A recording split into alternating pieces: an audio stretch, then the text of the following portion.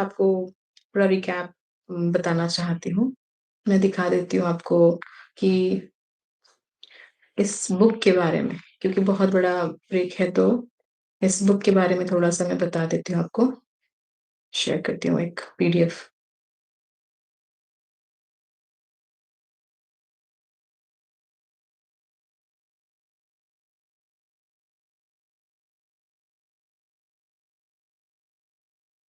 तो इस बुक में टोटल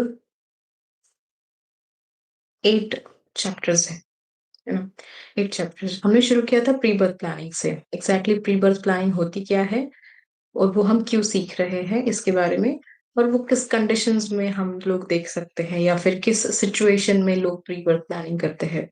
बेसिकली हर एक सोल जो जीव बन के इस पृथ्वी तल पे आता है, वो सारी आत्माएं, वो सोल्स प्री बर्थ प्लानिंग करके ही आते हैं। Every situation is planned, nothing is coincidence. Coincidence भी कोइंसिडेंस नहीं है। वो भी प्री प्लानिंग हो चुकी है इसकी। सेकंड चैप्टर में हमने देखा फिजिकल इलनेसेस के बारे में, जो जॉन और डोरिस को वहां पे दिखाया, उनकी केस स्टडीज के बारे में बताया है। जॉन, जिसे एड्स हुआ है, एचआईवी एड्स, और वो डिफरेंट सिचुएशन में हुआ था। वो एक होमोसेक्सुअल पर्सन था। और डोरिस को ब्रेस्ट कैंसर हुआ, लेकिन वो ब्रेस्ट कैंसर उसे 2 बार हुआ। फर्स्ट टाइम उसने कुछ सीखा और उससे भी ज्यादा और कुछ सीखना था, इसलिए सेकेंड टाइम हुआ। So that was their pre birth planning. फिर हमने चैप्टर 3 में देखा पेरेंटिंग हैंडीकैप्ड चिल्ड्रन। उसमें एक ही केस स्टडी हुई है जो बहुत बड़ी है। वो पूरा चैप्टर बड़ा है। जेनिफर की, जेनिफर को 3 किड्स है।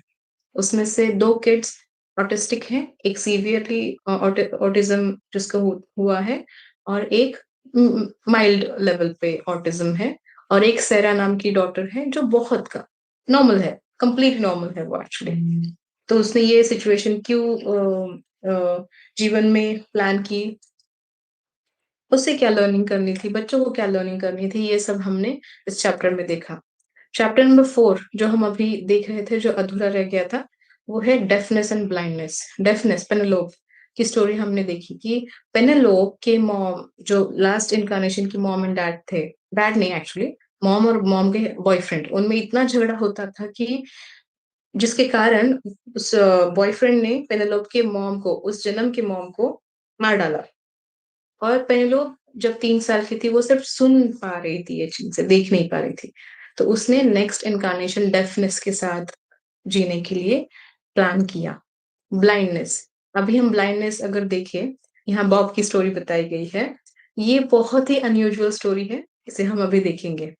जस्ट एक पूरा ये चैप्टर्स देख लेते हैं। चैप्टर नंबर 5 में ड्रग एडिक्ट, हम शुरू करेंगे ड्रग एडिक्शन और अल्कोहलिज्म, ये चैप्टर थोड़ा पोर्शन इंट्रोडक्शन, लाइक प्लॉट में बता देती हूँ आपको। शेरॉन की स्टोरी के बारे में, शैरन की स्टोरी के बारे में, और उसके बाद नेक्स्ट सेशंस में हम पैट की स्टोरी लेंगे। 6 में देखेंगे कि love, death of loved ones. And chapter number 7 में है एक्सीडेंट्स। एंड एंड में कंक्लूजन देख लेंगे। बेसिकली यहाँ पे अगर आप देख पाए तो सारे जो ये सिचुएशंस है बहुत ही कॉमन है, एवरीबडीज, हर एक के जीवन में, राइट? फिजिकल इलनेसेस, कुछ ना कुछ इलनेसेस होती है, छोटी बड़ी, है ना? आपको खुद को नहीं है तो घर में किसी को होती है, राइट? किसी परिवार के एक सदस्य में होती है। तो हमारा इंसाइट, हमारा दृष्टिकोण, हमारा प्रोस्पेक्टिव चेंज हो जाएगा जब हम उनके इलनेसेस को देखेंगे अभी, राइट? पहले डर होता होगा कि अरे इसको तो ये है, पता नहीं फिर किसी और को भी हो जाए, कि शायद मुझे ही हो जाए, है ना? तो ये डर निकल जाएगा। अब हम इसको देखेंगे कि ओके, इसमें कुछ प्लानिंग है, इसमें कुछ लर्निंग है। किसी के घर पे हैंडीकैप्ड किड्स होते हैं, और ये जो ये 2025 है या फिर ये 20s जो शुरू हो गया है, ये जनरेशन, जनरेशन क्या बोलते हैं, जेनजी, जेनजी जो शुरू हो गया है ना, या फिर नेक्स्ट जनरेशन जो अल्फा, या फिर क्या क्या बोलते हैं, आई डोंट नो। लेकिन वो जो जनरेशन शुरू हो गया है, वो जनरेशन है इंडिगो किड्स का, जहाँ पे ऑटिस्टिक किड्स बहुत ज्यादा दिखाई दे रहे हैं, क्योंकि वो सिखा रहे हैं सेल्फ लव, पेशेंस। वो खुद भी वही सीख रहे हैं और उनके पेरेंट्स को भी वो सिखा रहे हैं, क्योंकि इस पृथ्वी तल को, अपनी पृथ्वी माता को अनकंडीशनल लव की बहुत जरूरत है। तो ये चैप्टर सिखाता है कि how do you look at those people who has these handicapped kids, handicapped relatives. Deafness and blindness, ये तो हमने देखा है। डेफनेस एंड ब्लाइंडनेस, ये पीपल कितने क्रिएटिव होते हैं, आर्टिस्टिक होते हैं। इनमें वो सेंसेस एक्टिव होते हैं जो नॉर्मल पर्सन में नहीं है। एक्चुअली है, लेकिन वो उसकी एक्टिविटी नहीं हो पाए हैं क्योंकि वो डिस्ट्रैक्टेड है उनके सेंसेस की वजह से। ड्रग एडिक्शन एंड अल्कोहलिज्म, ये तो मैंने पर्सनली देखा है। मेरे फैमिली में कितने सारे लोग अल्कोहलिक, इस एडिक्शन में चले गए हैं और अभी उससे बाहर भी आ चुके हैं क्योंकि उनका लर्निंग खत्म हो गया उस फेज में रहते हुए। तो मैं जब छोटी थी, जब देख रही थी उनको, तो मेरा दृष्टिकोण था ये क्यों करते होंगे ऐसे, खुद को अपमानित क्यों करते होंगे ऐसा बिहेव करके।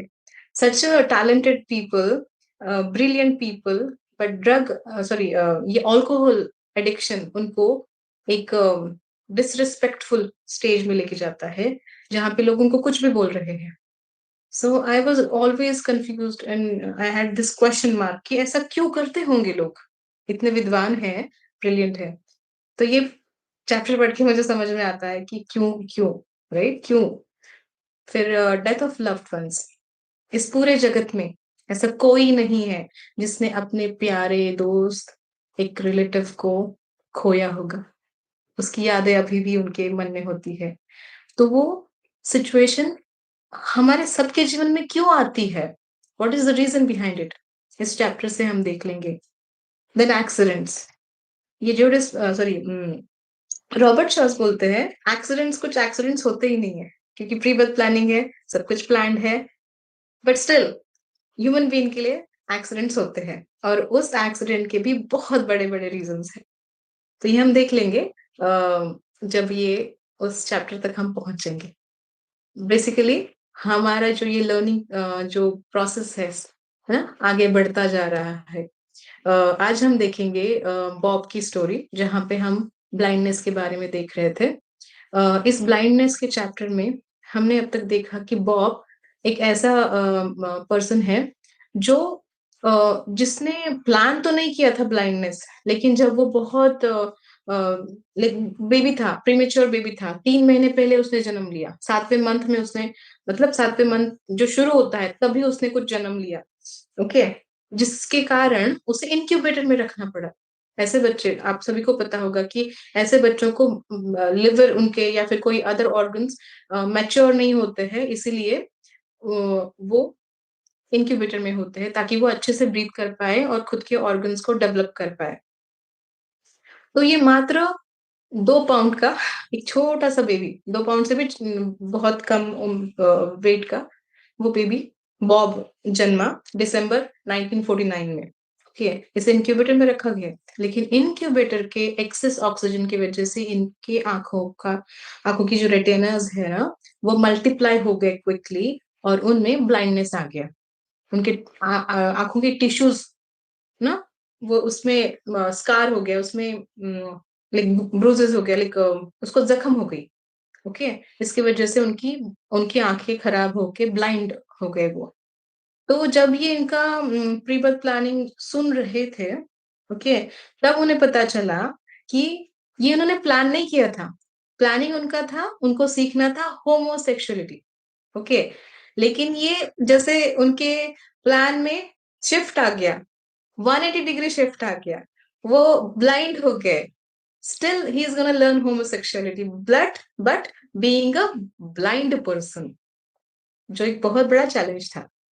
तो ऐसे ये डिफरेंट स्टोरी है इसी की वजह से, क्योंकि अब तक हमने जो देखा सब कुछ प्री बर्थ प्लानिंग के अकॉर्डिंग हो रहा था।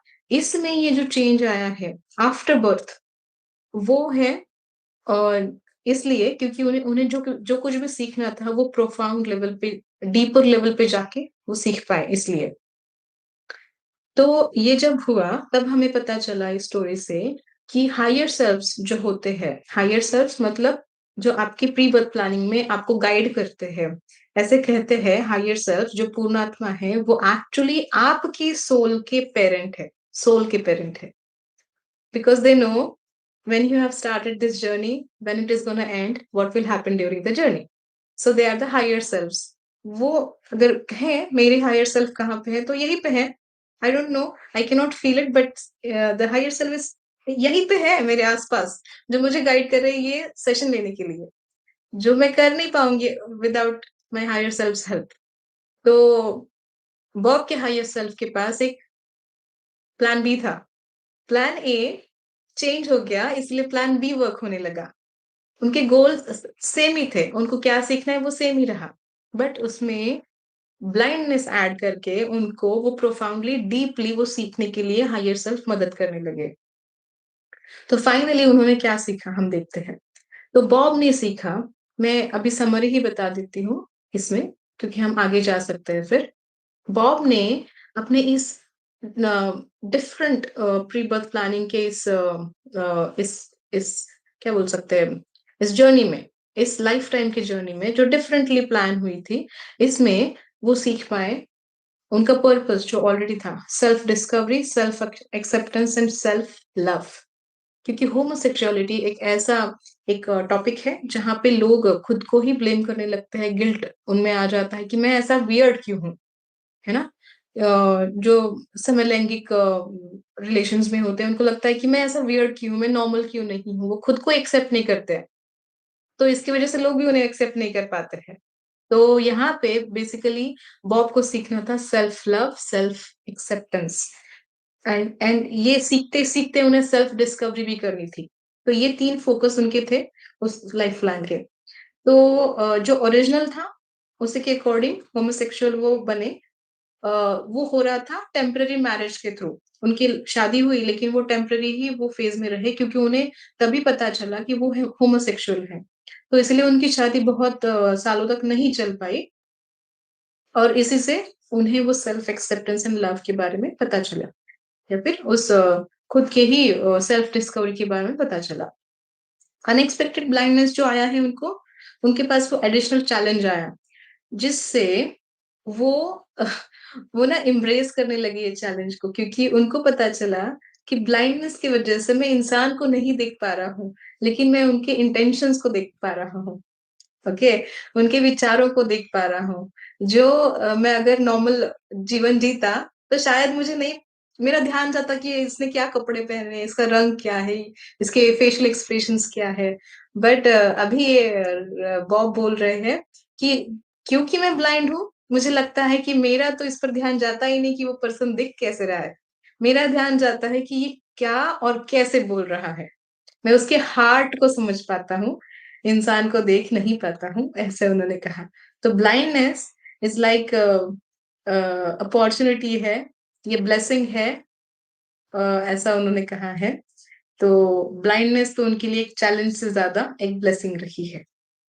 ओके, तो इसी ब्लाइंडनेस, इस 2 चैलेंजेस की वजह से, homosexuality and blindness, in 2 challenges की वजह से इनकी स्पिरिचुअल ग्रोथ बहुत डीप, बहुत प्रोफाउंड और बहुत फास्ट हो पा रही थी। जितने ज़्यादा चैलेंजेस एक जीवन में आते हैं, उतनी ही ज़्यादा स्पिरिचुअल ग्रोथ उस पर्सन में होती है। ओके, वो कैसे होती है? सी, अ, हमने हमने बहुत सुना है एस्ट्रोलॉजी में कि ग्रह होते हैं, तारे होते हैं, उनसे हमारा जीवन प्रेडिक्ट हो सकता है, फ्यूचर प्रेडिक्ट होता है, राइट? वो प्रेडिक्शन ही है। अभी किसी ने बोल दिया कि एक XYZ पर्सन को साढ़े-साती शुरू हो रही है शनि की, ओके? तो वो क्या बोलेगा? Oh my God! साढ़े-साती शुरू हो रही है? अब तो मैं बहुत परेशान हो गया। शुरू होने से पहले ही ये परेशान हो गया, ओके? तो वो पंडित जी बोलेगा, "नहीं-नहीं, कोई बात नहीं, मेरे पास समाधान है इसका, मैं कुछ बोल दूँगा, करो तुम अभी वो।" तो वो भरोसा करेगा। सो थोड़ा माइंडसेट चेंज हो गया। बेसिकली ये जो होते हैं नक्षत्र, तारे जो हमें अ, साढ़े-साती या फिर कोई डिफिकल्ट फेज़ में लेके जा रहे हैं, वो प्रेडिक्शन है, वो आपकी सेल्स पे काम करते हैं। Unknowingly they are working on your cells. Okay, Shani की साढ़े-साती है, डिफिकल्टीज़ आ रही है, तब आपके शरीर के सेल्स में बदलाव हो रहा है। You are changing your thinking, the way you behave with people, कैसे रिस्पेक्टफुली आप सबसे बात करते हो, कैसे खुद को उस सिचुएशन में मोटिवेट करते रहते हो कि ओके, मैं करूँगा, मैं कर सकता हूँ, मैं करूँगा, कुछ तो सॉल्यूशन निकलेगा। ये ऐसे ही नहीं हो पाता है, जब तक आपके पास चैलेंज नहीं आता है। शनि की साढ़े साथी आप में वो चेंजेस लाइक डेवलप कर रही है, वो प्रोसेस में है। अननोइंगली आपको पता ही नहीं है, आपकी बॉडी में, आपकी सेल्स में वो चेंज हो रहा है। इसलिए आप बदल रहे हो। आफ्टर दो 7.5 years you will be a different person. अगर आप किसी ने एक्सपीरियंस किया है, ऐसा किसी ने आपको बताया है, तो उस 7 साल से पहले और अभी के बीच में आपके अंदर बहुत चेंज है। आपके फेशियल एक्सप्रेशंस भी चेंज है। If you go ahead and see, मैं ये क्यों बता रही हूँ, सिमिलरली ये जो चैलेंजेस बता रहा है बॉब, उस तरह से हमारे जीवन में आए हैं, उसके भी जीवन में आए हैं। उसे पता चला कि ये कैसे उसके लिए ब्लेसिंग्स है। तो हमें भी वो एक्सपीरियंस होएगा होगा कभी ना कभी कि हमारे लिए भी ये चैलेंजेस ब्लेसिंग्स होते हैं। ओके, आगे देखते हैं। ब्लाइंडनेस या फिर डेफनेस, जो ऐसे लोग होते हैं उनकी तरफ ना नॉर्मल लोग ज्यादा एम्पैथेटिक नहीं, एम्पैथी नहीं दिखाते, वो सिंपैथी दिखाते हैं। अरे ये बेचारा है ना। तो बॉब ने इस जीवन से सीखा कि ये लोग है ना बहुत एक्स्ट्राऑर्डिनरी है। इनको ना सिंपैथी की जरूरत नहीं है, इसको एम्पैथी की जरूरत है। इनको कंपैशन, इनकी तरफ देखने की, कंपैशन वे से देखने की जरूरत है, प्यार की जरूरत है। क्योंकि इनमें मुझसे भी ज्यादा इनर विजडम होता है। ओके, जो शायद उनका way of expressing is different, मेरा डिफरेंट है, इनका डिफरेंट है। तो ये इसने इस ब्लाइंडनेस से सीखा। ये जो होते हैं ना सीख, ये संस्कार की तरह हमारे सोल में जाते हैं नेक्स्ट जनरेशन, सॉरी नेक्स्ट जन्म के लिए, इनकारनेशन के लिए।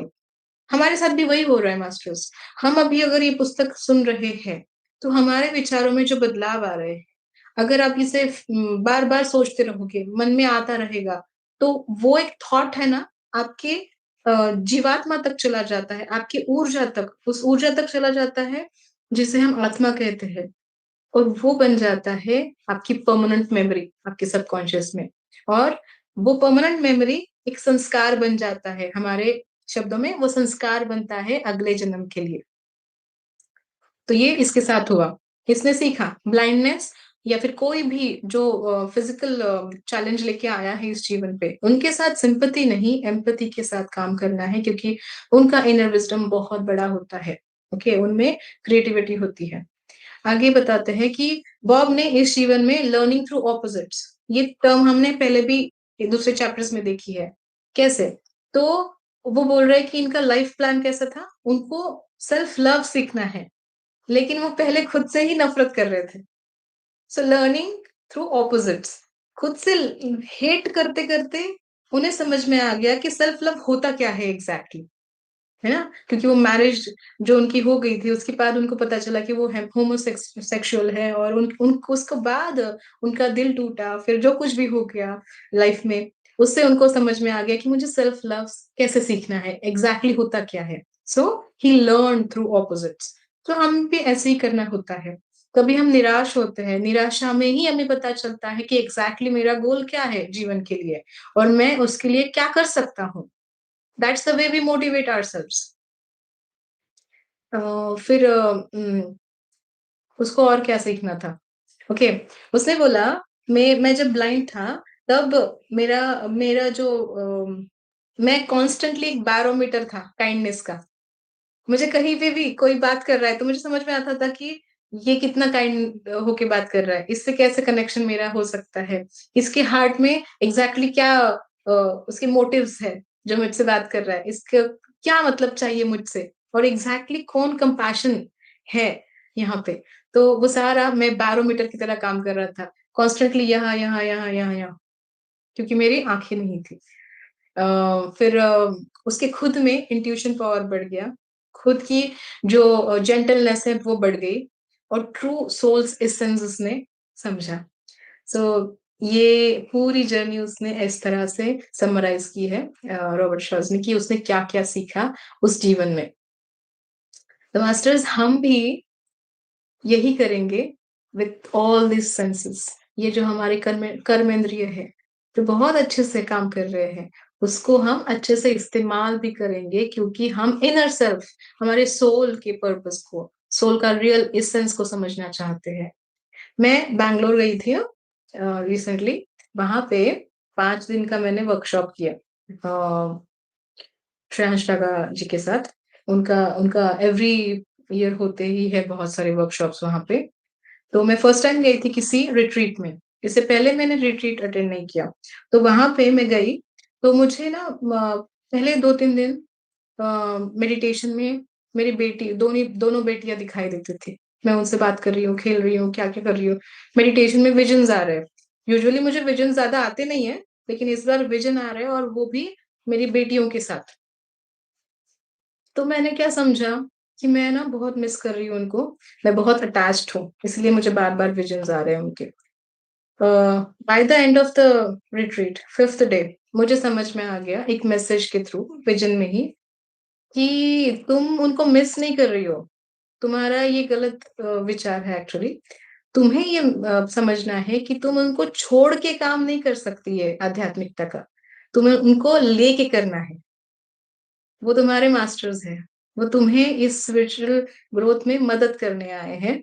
तो उन्हें साथ में लेके हमेशा तुम ये आध्यात्मिकता का काम करो। ये मैसेज मुझे मिला। ओके। सेकंड मैसेज मिला कि जो चीजें तुम इग्नोर करते हो, है ना, वो एक्चुअली तुम्हारा सोल्स कॉलिंग होता है। तुम बहुत सारे एक्सक्यूजेस देते हो कि क्यों नहीं कर सकती हूँ मैं ये, है ना? वो एक्चुअली योर सोल्स कॉलिंग। तुम अगर सोल्स कॉलिंग को ठुकराते रहोगे, तो तुम्हें एक ऐसे पॉइंट पे लेके जाएगा कि तुम्हें लाइक रोते-रोते वो काम करना ही पड़ेगा। सो इट्स बेटर कि मज़ा लेके, जॉय के साथ वो काम करो, जो तुम्हें सोल बता रहा है, इंट्यूशन की तरह।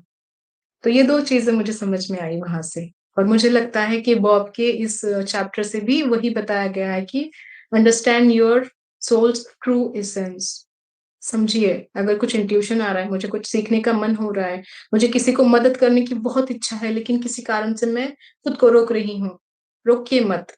क्यों करना है समझ लीजिए, रियल मीनिंग समझ लीजिए, स्वार्थी मीनिंग नहीं, और मदद कीजिए। उतनी ही हद तक कीजिए जितना आपकी क्षमता है, उससे बढ़ने की भी ज़रूरत नहीं है। अगर कुछ सीखना है, तो बहुत पैसे खर्च करके भी सीखने की ज़रूरत नहीं है। आजकल तो यूट्यूब ने इतना ईज़ी कर दिया है हमें, कुछ भी फ्री ऑफ कॉस्ट सीख ही सकते हैं। बस डेडिकेशन होना चाहिए और वो सोल कॉलिंग को आपको समझना चाहिए और ट्राई तो करो। अच्छा नहीं लगे तो छोड़ दो, दूसरा ले लो कुछ, लेकिन ट्राई तो करो। तो मैंने ये किया, मैंने मेरे सोल कॉलिंग को अपना लिया और मैंने 2 बिग डिसीजंस लिए। उसमें से एक मैं आपके साथ शेयर करती हूँ क्योंकि वो बहुत प्राउड मोमेंट है मेरे लिए। यहाँ पे डालस में एक पिरामिड बिल्ड हो रहा है, बड़ा पिरामिड है। 5 पिरामिड्स वो बना रहे हैं, ओमेगा पिरामिड नाम से ये जाना जाता है। Omega pyramid is the biggest one और बाकी 4 पिरामिड्स हैं छोटे-छोटे, 4 दिशाओं के रिप्रेजेंटेशन है वो। तो अल्फा पिरामिड पे अभी काम शुरू है। तो ये जो ओमेगा पिरामिड है, डालस की ये जो टीम है, now I am part of the executive board members. So it's a proud moment for मी कि मैं मेरे देश से बाहर आके यहाँ पे जो स्पिरिचुअलिटी को स्प्रेड करने का जो मैं ये काम कर रही हूँ, अब लोगों को मुझ पर विश्वास है कि मैं वो और भी ज़्यादा कर सकती हूँ। तो उन्होंने मुझे ऑफ़र की है ये पोज़ीशन जो मैं अभी कर रही हूँ और ओमेगा हिंदी के नाम से मैं ये स्प्रेड करूँगी यहाँ यूएस में और ऑल ओवर द वर्ल्ड। तो it's a proud moment for me. I took this opportunity. I know कि बहुत ज़्यादा काम होगा, बच्चों को सँभाल के, बच्चों को साथ लेके काम करूँगी मैं, क्योंकि वही मुझे वहाँ से मैसेज मिला था। पहले मैं ये काम नहीं कर रही थी। ठुकरा रही थी। तो इस बैंगलोर के ट्रिप ने मुझे ये दे दिया। तो चलिए आगे बढ़ते हैं इस चैप्टर में, जो नेक्स्ट चैप्टर है drug addiction and alcoholism. Okay. So इसमें रॉबर्ट शॉस बताते हैं कि इस चैप्टर को मैं ले रहा हूँ क्योंकि मैं उन सारे बड़े-बड़े टॉपिक्स को ले रहा हूँ जिसके कारण सफरिंग्स यहाँ पे बहुत ज़्यादा है ना? जैसे कोई फिज़िकल इलनेस है या फिर कोई बहुत करीबी जो जीवन छोड़ चुका है, प्राण छोड़ चुका है। अभी अल्कोहल या ड्रग्स। ड्रग्स तो कुछ डिकेड्स से बहुत ज़्यादा यहाँ इंडिया में भी अदर कंट्रीज़ में भी बहुत ज़्यादा ये प्रॉब्लम बढ़ गया है। बच्चों में, स्पेशली बच्चों में, बड़ों से भी ज़्यादा बच्चों में ये शुरू हो जाता है। और अल्कोहल का मोस्ट ऑफ द टाइम्स देखा है कि अडल्ट्स में ज़्यादा वो एडिक्शन हो जाता है, जिसके कारण लोगों के जीवन खराब हो गए हैं। तो यहाँ पे जब रॉब ये टॉपिक ले रहे हैं, उन्होंने 2 चीज़ों को देखा, 2 दृष्टिकोण से देख रहे हैं इस चैप्टर को। वो बोल रहे हैं, एक है parent of the child who has these addictions, okay? And a person who is experiencing the addiction. तो एक केस स्टडी ली है, जिनका बेटा ड्रग एडिक्टेड है, ओके? और दूसरी केस स्टडी ली है जो पैट के नाम से है, वो खुद पर्सन अल्कोहलिक है और उसने कैसे वो जीवन प्लान किया। तो फर्स्ट स्टोरी से शुरू करते हैं। ये स्टोरी है शैरन की। शैरन एक प्रैक्टिशनर, नर्स नर्स प्रैक्टिशनर है पीडियाट्रिक डिपार्टमेंट में, जहाँ पे वो जो इंटेंसिव केयर होता है, छोटे-छोटे बच्चे होते हैं जो प्रीमेच्योर होते हैं, उनको देखभाल करती है, वो नर्स है वहाँ पे। और उनके शैरन के खुद के 2 बच्चे हैं, सेरा एंड टोनी। सेरा और टोनी दोनों भी बड़े हैं। दे आर लाइक क्या बोल सकते हैं, टीन से भी बड़े हैं, 20s से भी छोटे, लेकिन टीन्स में हैं, ऐसे बोल सकते हैं। और उन्हें पता चलता है, एक दिन एक कॉल आता है उसकी बेटी से, सैरा से, कि तुम जल्दी आ जाओ, हम टोनी को हॉस्पिटल लेके जा रहे हैं। टोनी ने कुछ सिरिंज अपने हाथ पे लगाया है और इसकी वजह से इसका पूरा हाथ का स्किन ब्लू हो गया है और वो ब्लड बहुत ज्यादा फ्लो हो रहा है, बहुत ज्यादा उसका ब्लड लाइक वेस्ट हो गया, रक्त सब जगह पे गिर गया है। और एक इमरजेंसी सिचुएशन हो गई है घर पे, इसलिए हम इसको हॉस्पिटल लेके जा रहे हैं, तुम प्लीज जल्दी से आ जाओ। तो शैरन के हस्बैंड और सैरा टोनी को हॉस्पिटल लेके गए और शैरन यहाँ से हॉस्पिटल चली गई। अब इतनी क्रिटिकल सिचुएशन हो गई थी कि बताया जा रहा है कि जो उसने ड्रग लिया था, उस ड्रग की वजह से उसे हार्ट अटैक आ गया, क्योंकि ओवरडोज हो गया। ड्रग ओवरडोज की वजह से टोनी, जो एक टीनेजर है, उसको हार्ट अटैक आ गया है। तो ऐसे हालत में डॉक्टर बता रहे थे कि पता नहीं है वो उसका क्या होगा, we don't know, we can not tell you right now कि उसकी सिचुएशन मॉर्निंग तक क्या होगी। तो वो डेंजर सिचुएशन में है फॉर 24 आवर्स। 24 आवर्स के बाद हम मैं बता सकता हूँ कि क्या मतलब सिचुएशन है। तो अभी एज अ मॉम शेरन को वो सारा याद आ रहा था कि मेरा बेटा कैसे, लाइक जब से वो बचपन लाइक पैदा हुआ तब से अब तक वो पूरे मोमेंट्स याद आ रहा है उसको। वो बता रही है कि सैरा और टोनी के बीच में उसने 3 बच्चे खोए, ओके? तो उसे एक बेबी के लाइक उसके खुद के बेटों की तरफ बहुत अटैचमेंट था। उसे पता था कि कितने मेहनतों से उन्होंने उसको कंसीव किया और उसको पाला बड़ा किया, राइट? तो अब ये पूरा याद आ रहा है उसे कि जब वो पैदा हुआ था, उसके घुंघराले बाल है, कितनी सॉफ्ट स्किन, सब लोग कितना बोल रहे थे कि इतनी हैंडसम बॉय आपके यहाँ पे आया है, वगैरह वगैरह। और अब फिर से उस मोमेंट पे आ जाती है, मॉर्निंग हो गई है और टोनी ने आंखें खोल दी। Now she is relieved, she is feeling so happy. और भगवान से जब वो सो रहा था, तब उस मतलब जब वो उस स्थिति में था, उसने भगवान से प्रार्थना की कि मेरे बच्चे को बचाओ, मेरा जो तुमने जो दिया है ना मुझे बच्चा, मैं इसका देखभाल करूंगी, इसके साथ जो भी इसकी तरह नीडी लोग हैं उनको मैं मदद करूंगी। तो समहाउ ये उसके दिमाग में आया कि वो अगर किसी को मदद कर पाए तो शायद कुछ अच्छा हो जाए। देखिए किस तरह से हमारे हायर सेल्फ हमें गाइड करते हैं, है ना? ये एक गाइडेंस है जो उसे समझ नहीं आ रहा था। तो यहाँ पे उसने ऐसे बोला और मॉर्निंग में टोनी उठ गया। टोनी को बहुत खराब लग रहा था। तो जब वो आँखें खोल रहा था, आँखें खोले उसने, डॉक्टर ने धीरे से बताया शरण को कि देखिए ये हाई लाइक ओवरडोज़ हो गया है, बहुत ज़्यादा हो गया था, हार्ट अटैक आ गया था।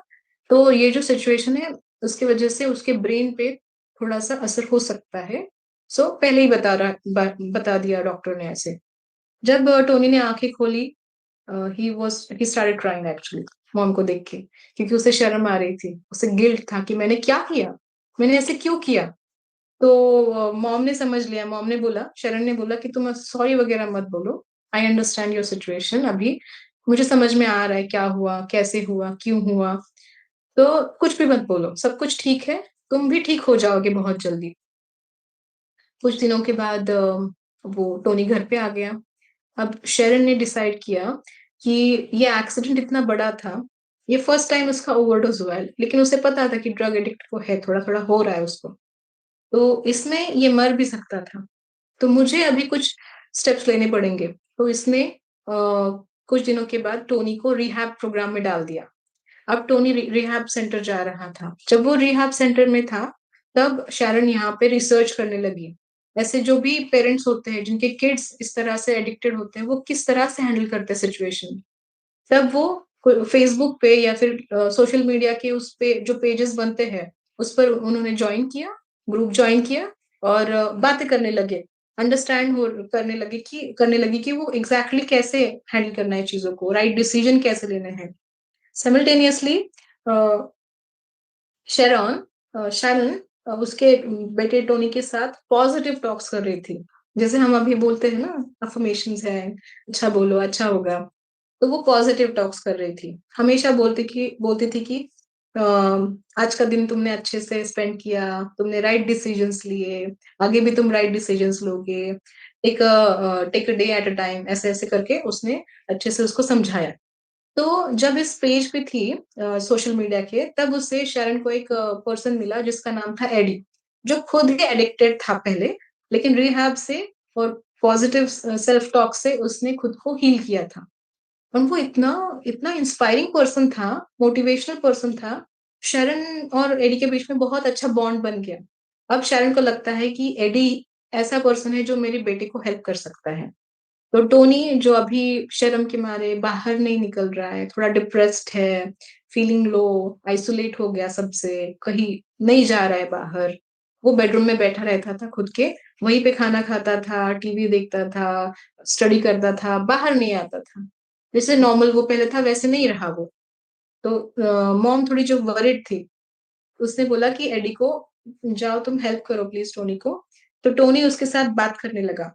अब टोनी इतना लाइक उसमें जो था ना कला, ये कला है ना पर्सन की। Even though he is person who used to take drugs, वो उसकी कला को कम नहीं कर सकता है। उसमें कला है अच्छी बातें करने का, किसी को इंस्पायर करने का, मोटिवेट करने का। उसकी वजह से टोनी और एडी में अच्छा बॉन्ड क्रिएट हो गया। अब टोनी 3 महीने से ड्रग फ्री जीवन जी रहा था, बहुत अच्छे से। रिहैब सेंटर से वो सक्सेसफुली बाहर आया। 3 महीने के बाद, कुछ दिनों के बाद, एक दिन उसी इंटरनेट पेज से शैरन को पता चला कि Eddie died with drug overdose. तो it was a shocking moment for Sharon कि अरे, जो पर्सन इतना अच्छा बात करता था, इतने अच्छे से सबको मोटिवेट करता था, वो खुद ड्रग से खुद को लाइक उसने हील कर लिया था, ड्रग से छुटकारा पा लिया था। वो खुद he died with drug overdose. तो ये सुन के टोनी भी घबरा गया, रोने लगा। उसे लगा कि मतलब मैं 3 महीने से नहीं ले रहा हूँ, मतलब फिर से मैं ले सकता हूँ। देर आर चांसेस, राइट, ऐसे हो सकता है। तो एडी की डेथ ने शैरन और टोनी को थोड़ा सा हिला दिया। ओके, सिचुएशन थोड़ी सी डिफरेंट हो गई। लेकिन टोनी अब तक बाहर निकलने लगा था, मिलने लगा था लोगों से, उसकी खुद की एक गर्लफ्रेंड बनी थी, खुद उसने जॉब ढूंढ लिया था। He was going out. Okay. तो अब कुछ 15 मंथ्स हो गए हैं और अभी भी टोनी ड्रग नहीं ले रहा है, ड्रग्स नहीं ले रहा है, he is out of it. और इस दौरान शारन के हाथ में एक प्रोजेक्ट आया, आउट ऑफ कंपैशन। एंड जो बोले ना मैं कि हायर सेल्फ कैसे मदद करते हैं, उसने उस दिन जो बोला था, that was just a start of a thought उसके मन में आया। अब इसके हाथ में एक प्रोजेक्ट आया, उसी हॉस्पिटल में जहाँ पे वो काम कर रही है, उस हॉस्पिटल में वो देख रही थी pregnant women who are drug addict. Okay, drugs addiction की वजह से प्रेग्नेंट वुमेन जो कैरी कर रही है बेबी, उन बेबीज पे बहुत ज्यादा इफेक्ट साइड इफेक्ट हो रहा है, ऐसा उसने देखा। तो MOM, मदर्स ऑफ मेथडन, इस नाम से उसने एक डिपार्टमेंट, लाइक एक प्रोग्राम उसने शुरू किया, जहाँ पे शैरन बाकी सारे नर्सेस के साथ में और डॉक्टर्स के साथ में हॉस्पिटल में उन मॉम्स को इमोशनल सपोर्ट दे रहे थे, मेडिकल केयर दे रहे थे free of cost. Without any like cost to it. तो उनको मदद कर रहे थे ये बताने के लिए कि अगर तुम अच्छी होगी तो ही बच्चा अच्छा होगा। और बाद में भी जब अच्छा अच्छी तरह से वो बॉर्न हो जाए बेबीज, उसके बाद भी तुम्हें उसको संभालना है, तो you have to be at good health. तो ये बता रहे थे। तब उसने ना एक चीज समझी कि ये हीरोइन एडिक्शन सबसे भयंकर होता है, यही इनको इन सारे औरतों को है। एंड सिमिलर केस टोनी के साथ भी थी। टोनी भी सिमिलर सॉर्ट ऑफ ड्रग्स से एडिक्टेड था। इसको ये कनेक्शन समझ नहीं आ रहा था, लेकिन वहां पे बहुत बड़ा कनेक्शन है जो हम आगे देखेंगे। सो ये मॉम MOM नाम से जो प्रोग्राम शुरू हुआ, वहां पे without judging women she started helping others. यहाँ से उसने एक बहुत बड़ा लेसन लिया। उसने समझा कि मेरा बेटा जो ऑलरेडी ड्रग एडिक्टेड है, और बाकी ये जो सारे मॉम्स जो एक्सपेक्टिंग मॉम्स है वो भी ड्रग एडिक्टेड है, ये actually they are struggling with some emotional challenges. मैं उनको जज करके तो हेल्प नहीं कर पाऊंगी, तो जज ना करना इसने यहाँ पे सीख लिया। सो नॉन जजमेंटल एक लेसन उसने यहाँ लिया। तो आगे भी जो है वो सेशन होगा। ग्लेन डिएट्रिच नाम की एक जो मीडियम है, रॉबर्ट शॉस को हेल्प करती है, उनके साथ शैरन का एक सेशन होने वाला है, जहाँ पे बहुत सारे चीजों के बारे में हमें पता चलने वाला है। कुछ जानी चीजें जो ऑलरेडी केस स्टडीज में हमने सुनी है, कुछ न्यू चीजें। तो हम वो नेक्स्ट सेशन में लेते हैं वहां